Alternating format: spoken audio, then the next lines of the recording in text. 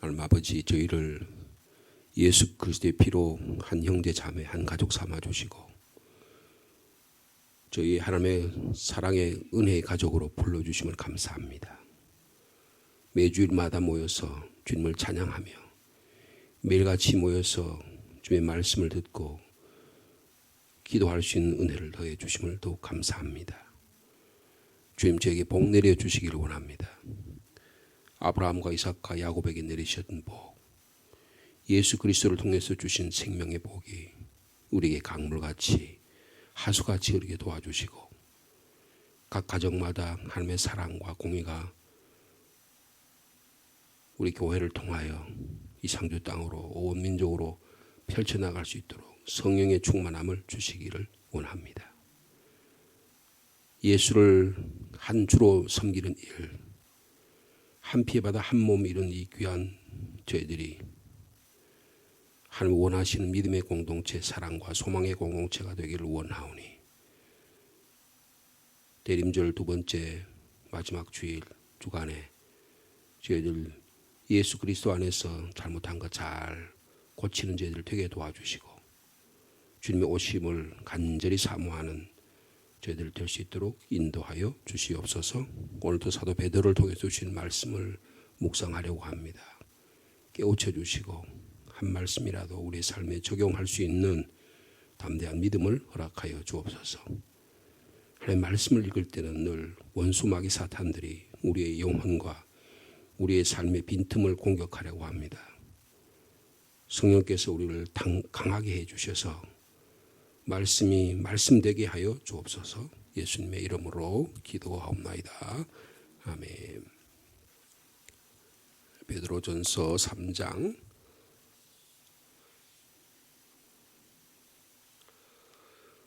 8절에서 12절까지 말씀입니다.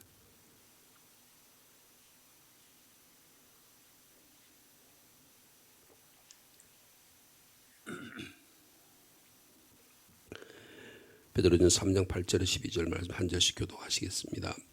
8절 말씀 제가 먼저 읽습니다. 마지막으로 말하노니 너희가 다 마음을 같이하여 동정하며 형제를 사랑하며 불쌍히 여기며 겸손하며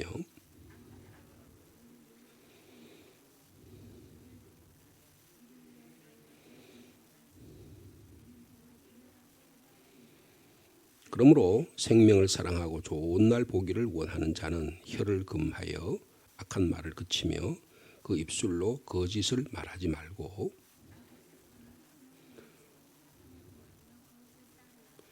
12절 말씀 같이 읽겠습니다. 주의 눈은 의인을 향하시고 그의 귀는 의인의 간구에 귀를 기울이시되 주의 얼굴은 악행하는 자들을 대하시느니라 하였느니라. 아멘. 거기 보면 마지막에 하였느니라 그래 돼 있죠. 그러니까 이것은 구약의 말씀을 인용했다 그런 뜻입니다. 그래서 10절과 11절과 12절의 말씀은 시편 34편 12절에서 16절의 말씀을 인용했습니다. 신약의 말씀을 신약에서 구약의 말씀을 인용할 때는요, 우리가 차이점이라 그럴까, 구약을 인용할 때 조금 구약 성경을 보면 좀 차이가 있는 경우가 있어요. 근데 그건 왜 그러냐 하면 신약의 베드로 사도가 구약의 말씀을 인용할 때 구약이 무슨 말로 쓰여 있어요? 히브리 말로 쓰여 있잖아요. 근데 그 히브리 말을 오랜 세월이 지나니까 이스라엘 민족이 잃어버렸어요.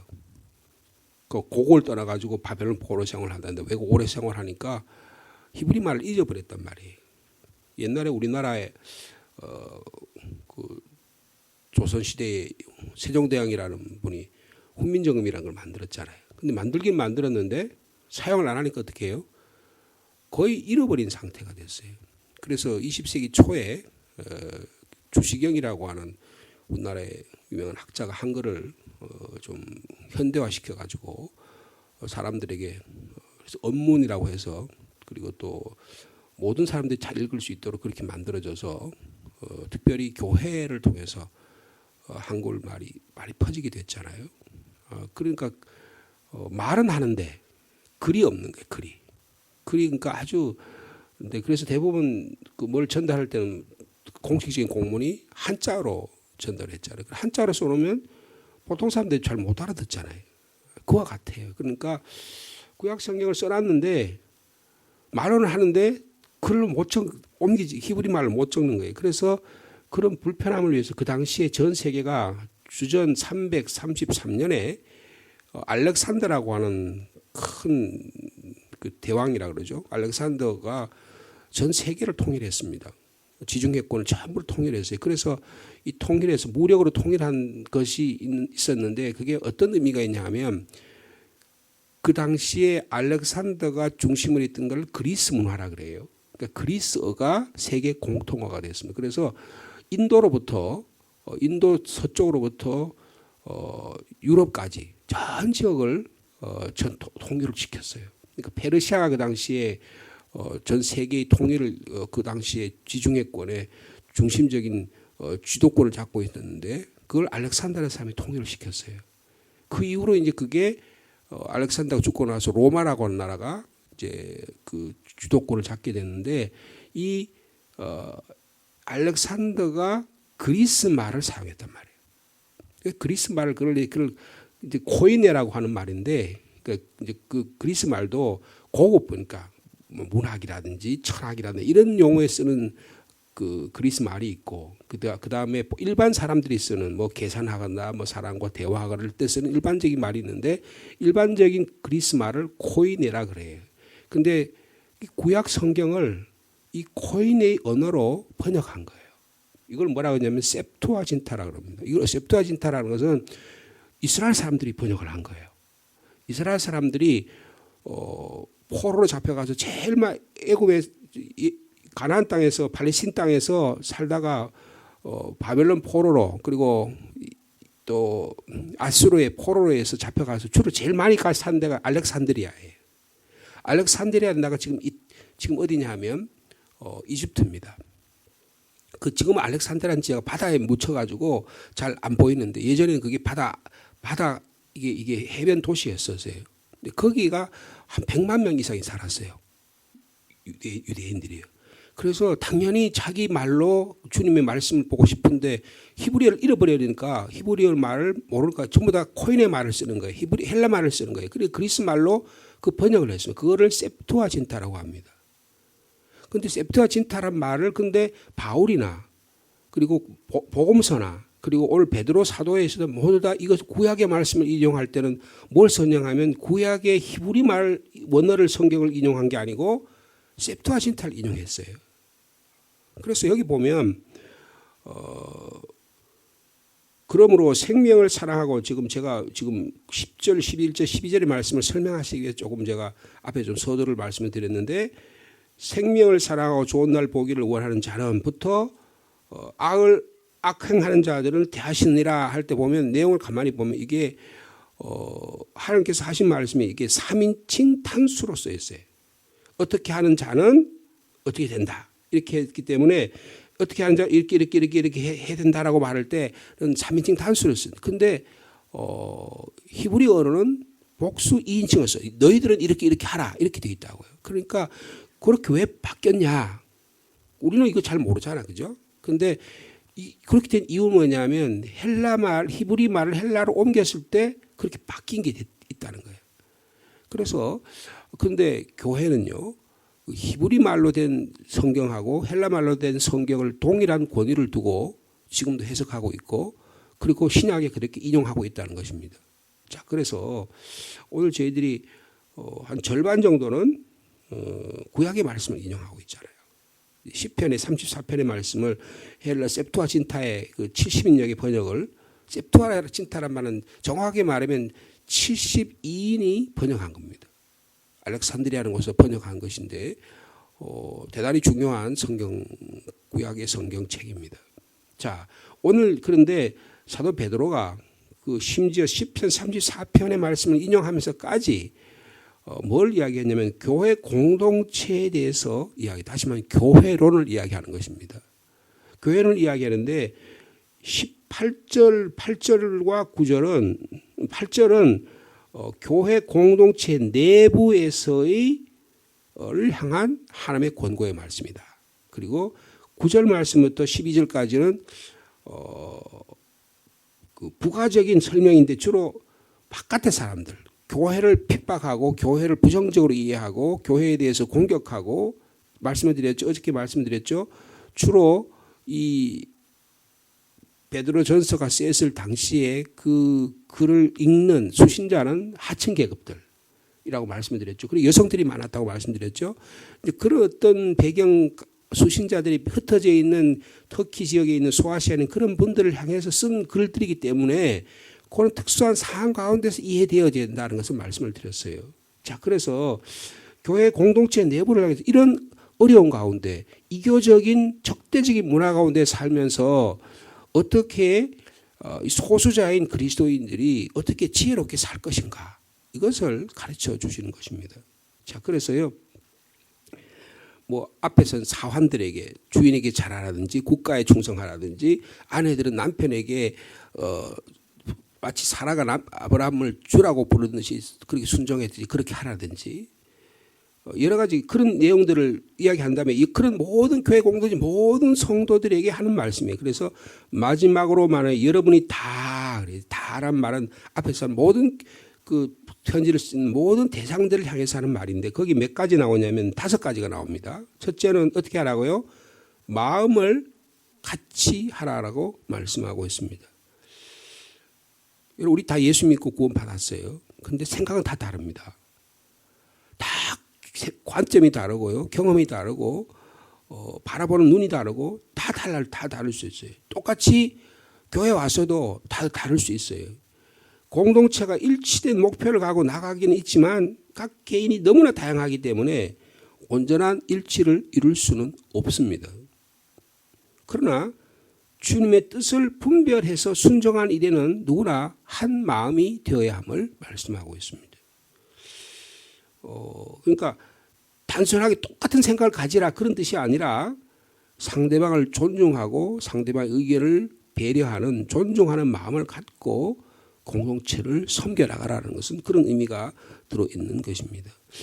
사도 바울도 이것을 뭐라고 표현하면 빌립보서 2장 2절에 마음을 같이하여 같은 사랑을 가지고 한 뜻을 합하여 한 마음을 품어 마음 같이 해라 하나라는 말을 쓰고 같은 사랑을 해라 한 사랑을 가지고 뜻을 합해가지고 한 마음을 품어라 이렇게 4차례나 이야기했듯이 사도 베드로 마음을 같이 하라고 말씀하고 있습니다.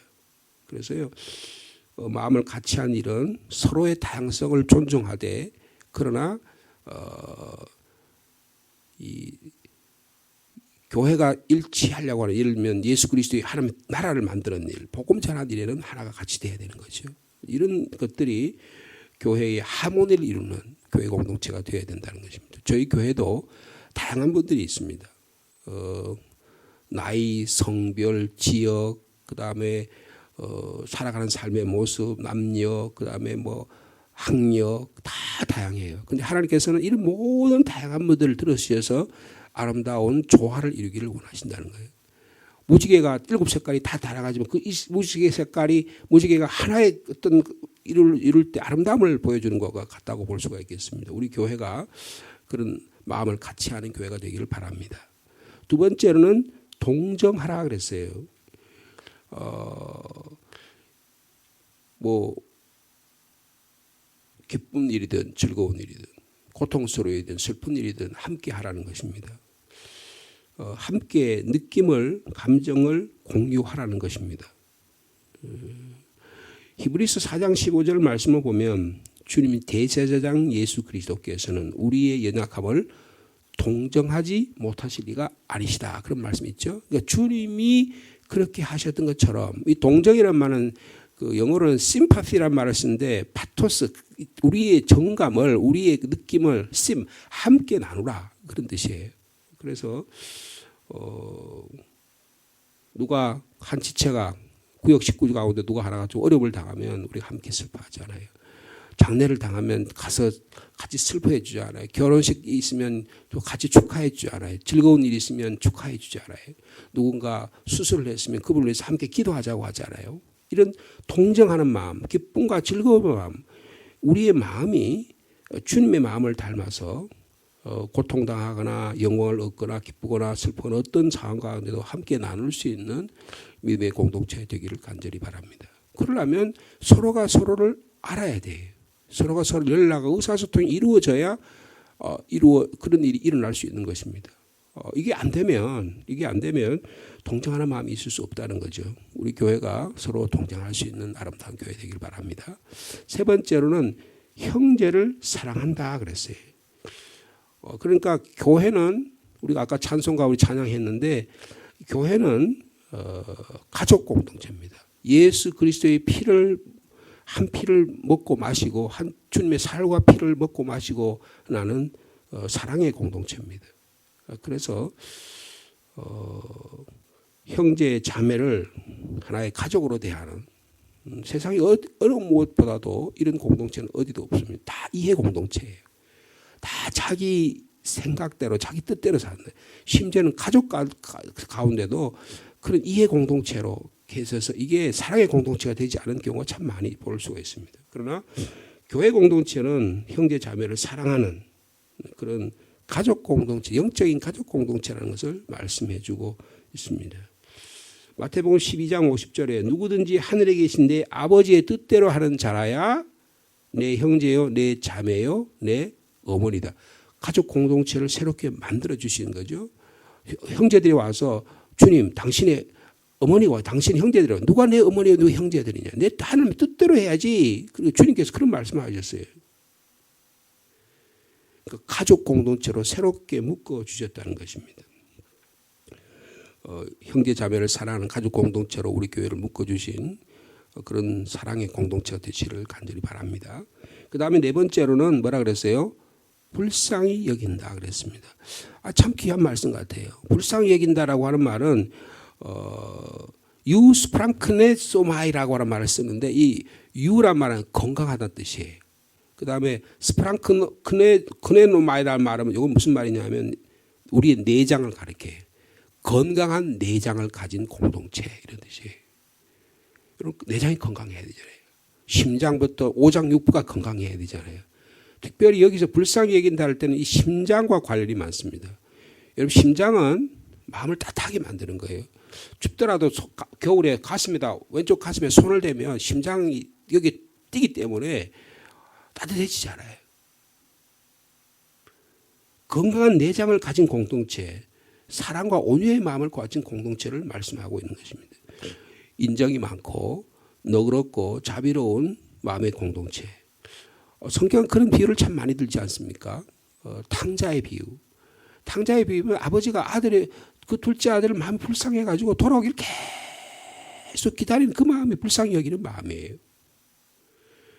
사마리아의 비유를 보면 여리고에서 강도 만난 사람이 있을 때 이 사마리아 사람이 지나가다가 그 강도 만난 사람을 불쌍히 여겼다는 말이 있어요. 이게 주님의 마음입니다. 1만 달란트 빚진 자에 대해서 도저히 1만 달란트 평생 갚아도 몇 대를 갚아도 못 갚을 그 빚이잖아요. 근데 왕이 그 1만 달란트 빚진 자를 불쌍히 여겨서 전부 다 탕감해 주었다는 것입니다. 여러분 이게 주님의 마음이잖아요. 여러분 교회 공동체에 이런 마음을 가져야 된다는 거예요. 그런데 내가 얼마 빌려줬는데 그거 가지고 그냥 평생 동안 울고 먹고 평생 동안 그거 가지고 원한 관계를 가지고 그렇게 살면 어떻게 돼요? 불쌍히 여기는 마음이 없는 거예요. 그래서 이런 마음을 가지고 만들어진 공동체가 컴패션이라는 공동체가 있어요. 컴패션. 저도 컴패션이라는 공동체에 제가 벌써 2006년부터니까요. 벌써 16년 동안 저희들이 계속해서 그 전 세계에 있는 어린 아이들을 돕는 그런 공동체인데요. 저희들 내외가 여기에 헌신하고 거기에 또 이런 말하자면 구호 활동을 저희들이 벌이고 있는 그런 공동체인데요. 우리 교회 목사님이 이걸 담당하는 공동체예요. 그리고 그 뭐 신에라나 뭐 이런 차인표 이런 사람들이 유명한 기독교 그리스도인들 모범적인 가정을 가진 그런 분들이 여기 많이 참여하고 있는 그런 공동체인데요. 여기가 이 불쌍히 여기는 마음, 컴패션의 마음을 가지고 이런 일을 감당하는 것입니다. 그래서요, 우리가 주님 안에서 불쌍히 여기는 마음을 갖는 일이 참으로 귀한 일이다. 그 다음에 마지막으로 뭐래요? 겸손하라고 말씀합니다. 이거는 뭐 말할 것도 없죠. 나보다 남을 낮게 여기고 상대를 존중히 여기는 마음입니다. 이것이 주님께서 가지신 마음이에요. 그러니까 이게 다시 말하면 마음을 같이 하고 동정하고 형제를 사랑하고 불쌍히 여기고 겸손한 이 5가지의 소프트웨어적인 교회의 이런 그리스도를 닮아가는 모습이에요. 오늘 저희들이 이 아침에 기도하면서 새벽에 기도하면서 이 5가지 마음을 달라고 기도할 수 있는 저희들이 되기를 원합니다.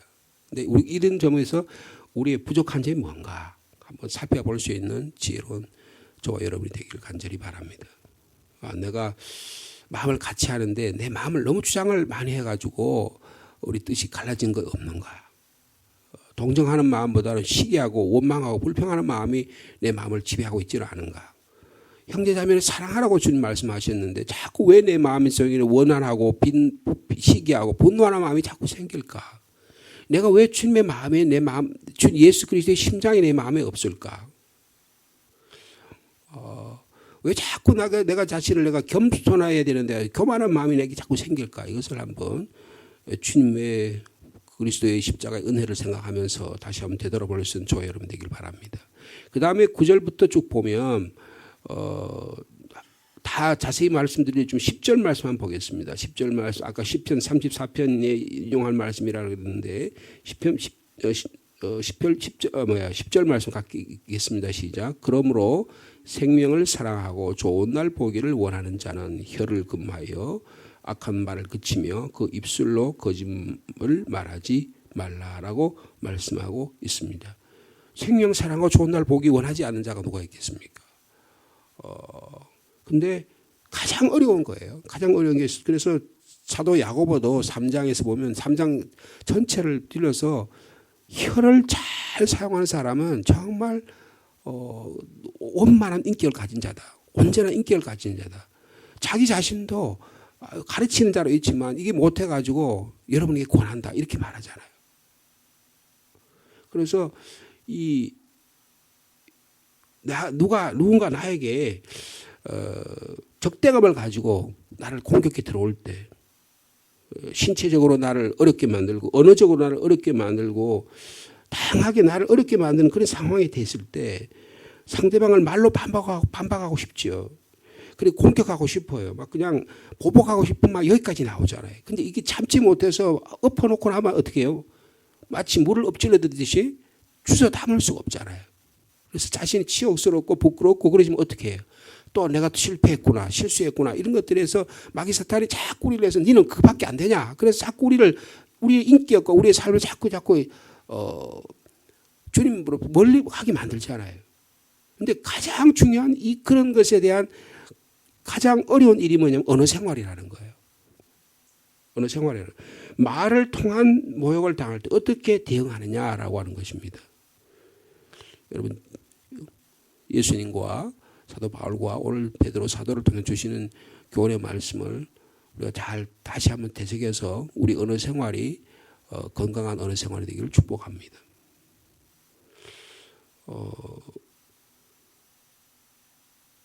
뭐라 그랬어요? 혀를 금하며 악한 말을 그치며 입술로 거짓말을 말하지 말아라.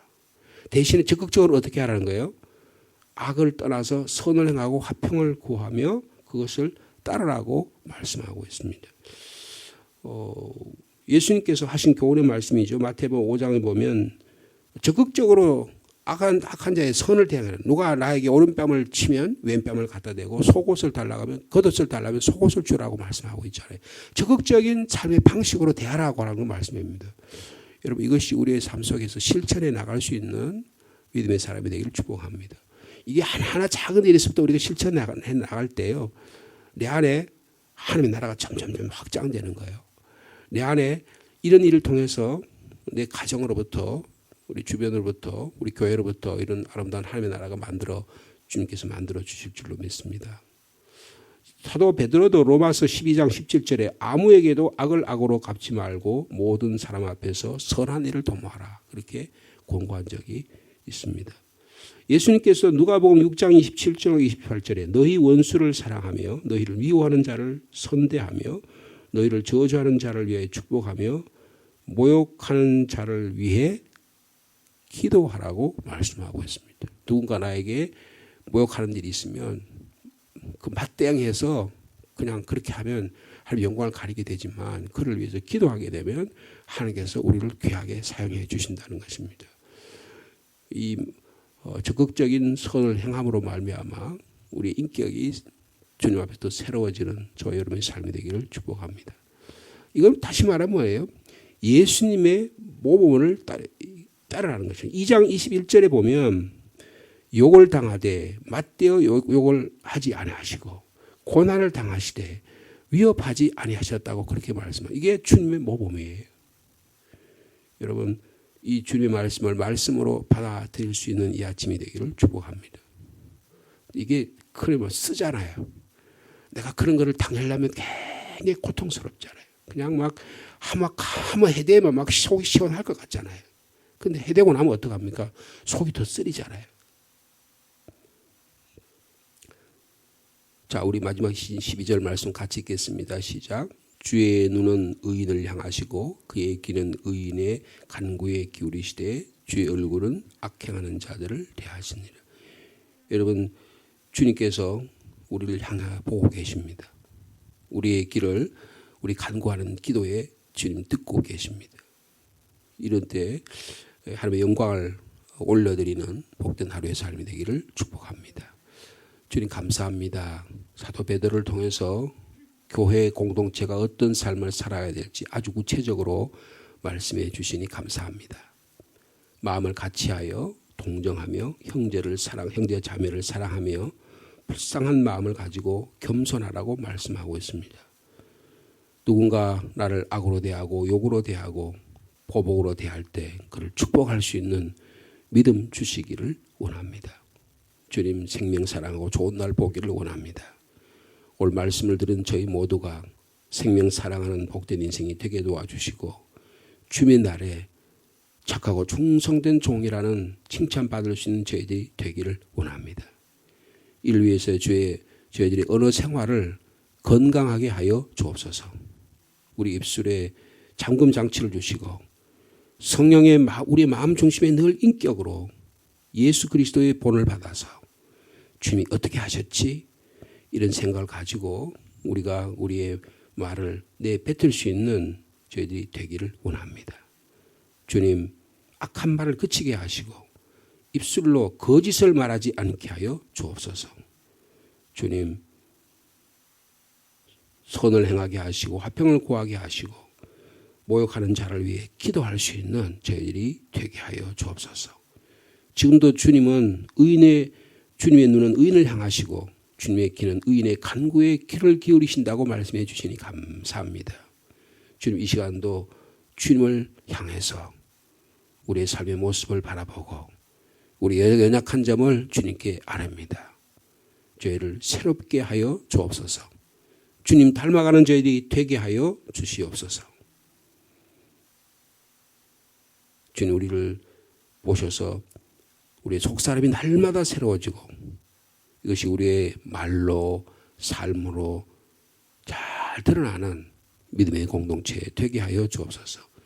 주님 오늘 우리에게 다시 재림하신다고 하더라도 우리가 주님 앞에 섰을 때 주여 어서 오시옵소서. 주님 오신 것을 환영합니다라고 말할 수 있는 믿음의 사람이 되게 하여 주옵소서. 부끄러운 구원을 얻지 않도록 성령께서 우리의 마음속에 찾아와 주시옵소서. 코로나19가 우리를 믿음으로부터 떠나게 만들고 마귀 사탄들이 우리의 믿음의 빈틈을 노려서 우리의 신앙생활의 약점을 가지고 우리 하나님과 우리 사이를 갈라놓으려고 하고 우리의 가족관계를 갈라놓으려고 교회 공동체의 이 아름다움을 갈라놓으려고 하는 이때 우리는 다시금 믿음과 소망과 사랑으로 예수 그리스도의 본을 받아서 오늘도 승리하는 삶을 살 수 있도록 주께서 역사하여 주시옵소서. 대림절 두 번째 주간입니다. 주님을 나를 잘 준비하는 날이 되게 도와주시고 각 가정마다 주님의 어둠이 물러가게 하시고 복음의 빛이 밝아지는 건강한 공동체 되도록 주께서 축복하여 주옵소서. 우리에게 주신 은혜가 너무 많습니다. 주님의 십자가 은혜를 깊이 생각하면서 하나님의 나라 만들어가는 복된 인생 다 되도록 주님이 축복하여 주옵소서. 교우들 가운데 연약한 지체가 있습니까? 육신의 연약함 때문에 주님께 고통당하는 자 있습니까? 이 시간도 찾아가셔서 어루만져 주시고 육신의 연약함으로부터 일어날 수 있도록 치료하여 주시고 회복시켜 주시옵소서. 주님, 영적으로 건강하지 못한 분들 계십니까? 예수 그리스도의 십자가 은혜가 충만하게 하시고 성령의 충만함을 통하여 하나님의 사랑으로 공급받아서 세상이 줄 수 있는 게 아니고 가족이 줄 수 있는 게 아니고 하나님부터 주실 수 있는 그 믿음을 가지고 일어날 수 있도록 주께서 역사하여 주시옵소서. 영적 전쟁에 실패하는 자 하나도 없도록 도와주시고 영적으로 전신갑주를 입어서 빛의 사람으로 살아갈 수 있도록 주께서 인도하여 주시옵소서. 우리 일용할 양식을 위해서도 기도드립니다. 사랑하는 자녀를 위해서 기도합니다. 노예의 삶을 사는 부모님들을 위해 기도합니다. 우리 구역 식구들을 위해 기도합니다. 우리 교회가 내년에 일들의 사역을 위해서도 기도합니다. 주님, 교회에 교역자들이 바뀌고 새로운 교역자들이 보내주시기를 원합니다.